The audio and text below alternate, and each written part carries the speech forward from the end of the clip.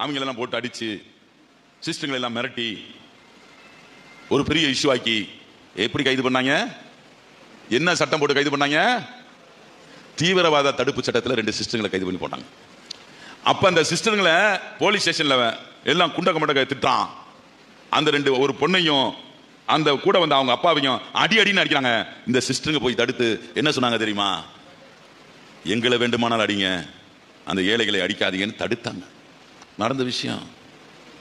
என்ன நடக்குதுடா நம்ம நாட்டில் அப்படிங்கிறது சொல்றதுக்காண்டி சொல்றது.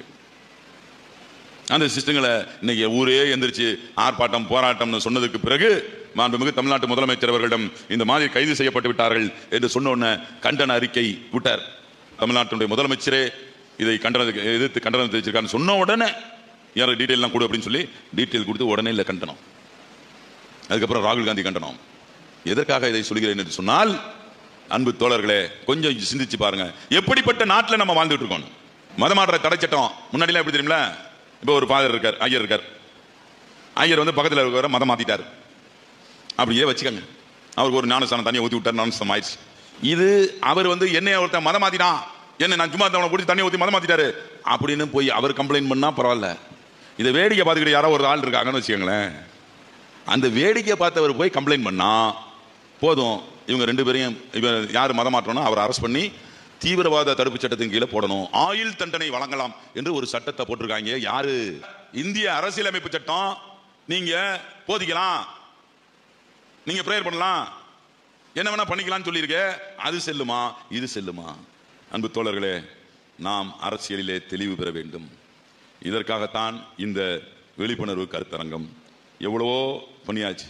நம்மெல்லாம் ஒட்டுமொத்த பேரையும் கிறிஸ்தவனா மாத்தி இருந்தோம்னு வச்சுக்கோங்க, இன்னைக்கு மோடியே அலையிலுயான்னு ஆரம்பிச்சிருப்பாரு.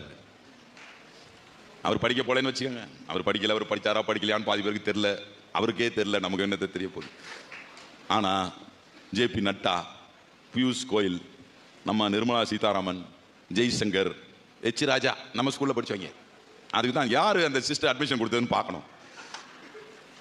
அந்த அண்ணாமலை இவங்கெல்லாம் எங்க படிச்சவங்க? நம்மளுடைய கிறிஸ்தவ மிஷனரியில் படிச்சவங்க. நீங்க ஒழுங்கா அவங்களை அல்லேலூயான்னு சொல்ல வைக்கல.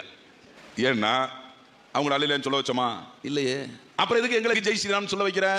நாங்க எங்க ஸ்கூல்ல நீ படிச்சிருந்தாலும் உன்னுடைய மதத்தை எப்படி பண்பிற்றியோ அதை நாங்க என்றைக்குமே தடங்கல் செய்தது கிடையாது.